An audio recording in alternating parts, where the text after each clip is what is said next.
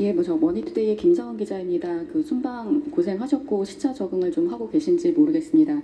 저도 첫 번째 G7 1박 4일 일정 갔다 오고 이번에 갔다 오니까 감회가 좀 남달랐는데 대통령이 조금 더 솔직하게 두 번째 G7 정상회의 이제 참석하시고 나니까 좀 느낌이 어떠셨는지 자유롭게 말씀을 부탁을 드리겠고요. 그리고 책임감 있는 역할을 해야겠다고 하셨는데 2년차 외교 구상은 좀 어떻게 두고 계시는지도 조금 더 구체적으로 말씀해 주시면 감사하겠습니다. 네. 그리고 한 가지 더 질문을 공교롭게도 이번에 양자회담에서 캐나다 총리와 그리고 독일 총리를 둘 다 만나셨는데요.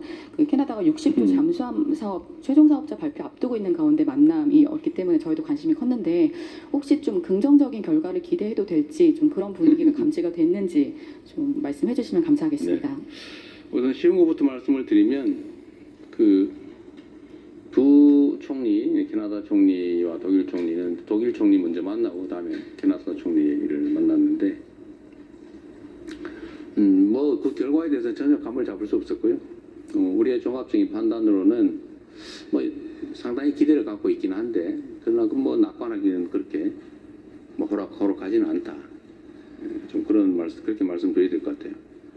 감을 잡기가 매우 어려운 그런 상황이었습니다. 제가 지금 막 졸리는데 그 시차 때문에 그런 건가요?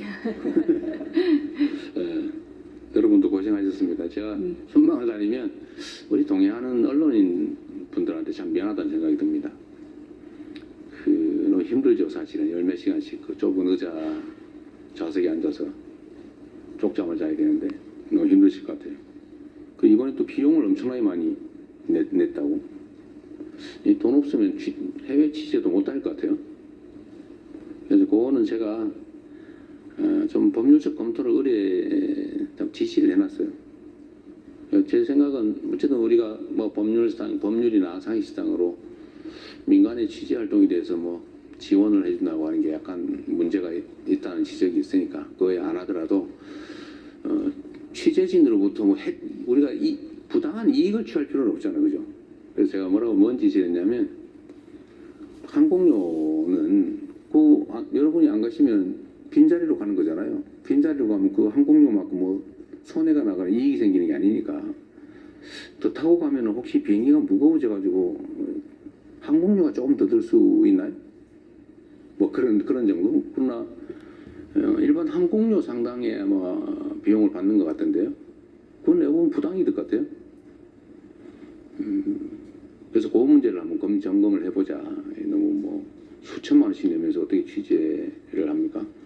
이게 여러분들 영업활동이라고 보면 안 되잖아요. 이게 국가를 위한, 공동체를 위한 공익적인 측면이 있고 정부 입장에서는 이걸 많이 홍보를 해야 되는데 여러분이 또 홍보를 대신해 주는 측면이 있기 때문에 어차피 빈자리로 가는 그 비용까지 일반 항공료를 받는 건 좀 문제가 있어 보여서 지적을 해놨다는 말씀드립니다.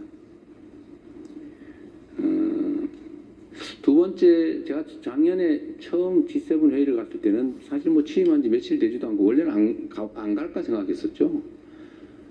초청이 있지만 안 갈까 생각했다가 이게 매우 중요한 회의라서 어쩔 수 없이 갔고 또 이렇게 처음 보는 사람들이고 다 외국 정상들이 여러분도 개인적으로 사람을 처음 만나면 좀 어색하고 불편한 것처럼 국가 정상들도 사실 처음 보고 그러면 쑥스럽고 어색하고 그래요.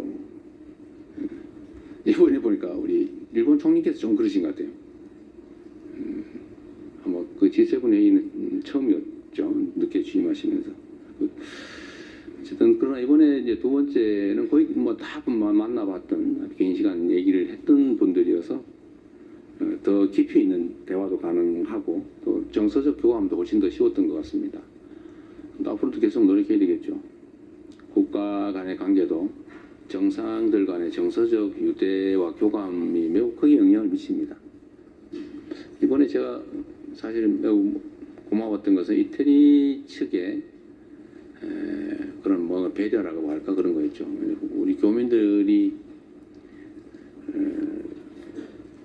여러 가지 저한테 민원을 냈는데 그 중에 하나가 이제 우리 국민들이 연간 100만 명 정도가 이탈리아 관광을 갑니다. 그러니까 거기 이태리에 있는 우리 재외 국민들 또는 동포들이 관광 가이드를 하는 경우가 많은데 그게 이제 시험 봐서 뭐 자격증을 얻는데 되게 어려움이 많대요. 이제 그 얘기를 했더니 그 얘기를 하고 난 다음에 주말인데 밤에 관광청에서 우리 교민들 중에 그 일에 관계된 관광 가이드 회장인가 그분한테 전화가 왔다고 해요. 뭐 앞으로 이렇게 한번 처리하자. 뭐가 문제냐. 뭐 그래서 제가 그 다음 날 낮에 월요일 날 간담회라고 했는데 전날이니까 일요일 날 연락이 온 거예요. 정말 각별한 배려를 해준 거죠. 멜로니 총리께서 특별히 배려해서 주말에 이렇게 조치를 해준 겁니다. 매우 감사한 일이죠. 그게 아마 서로 간의 신뢰와 교감 때문이 아닐까 그런 생각을 합니다. 그리고 초감가상각제도라고 하는 것도 우리 대한민국 기업들은 배제돼 가지고 혜택을 못 보게 돼 있어서 엄청난 부담이었는데 저번 1월 달에 총리께서 방한했을 때 제가 그 문제 지적을 했는데 그 사이에 몇 달 사이에 법률 개정까지 다 끝내가지고 대한민국 기업들의 그 수출품에 대해서는 똑같은 유럽 기업과 똑같은 혜택을 주기로 바꿔놨더라고요. 그래서 제가 하원 의장하고 면담이 있어서 고맙다고 그랬더니 원래 이태리는 원래 이렇게 일하지 않는다고 이건 정말로 특별한 예배라 그런 말씀하시더군요. 그래서 말씀드리고 싶은 것은 정상들 간의 잦은 교류 그리고 정상들 간의 정서적 교감 이게 매우 중요하다. 앞으로 더 많이 노력해야 되겠다 그런 생각이 듭니다. 아주 뭐 몇 년 동안 또는 십수년 동안 해결되지 않던 아주 묵은 숙제, 난제들도 정상들 간의 대화를 통해서 많이 해결을 했어요. 지금까지도. 그래서 좀 더 가급적이면 임기 전반에 초반에 외국 정상들 간의 정상회담 교류는 좀 최대한 많이 하려고 합니다. 힘들긴 한데 사실 임기 후반에 가면 사실 그게 뭐 그렇게 효과를 보기 어렵죠. 이미 다 조치할 수 있는 시간이 다 지나버리기 때문에 초반에 많이 하려고 하는데 육체적으로 좀 부담되고 어렵긴 한데 또 여러분들은 매우 어렵긴 하겠지만 좀 앞으로도 좀 더 자주 많이 나가게 될 것 같습니다. 또 많이 초청해서 많이 오시게 되지 않을까 싶습니다.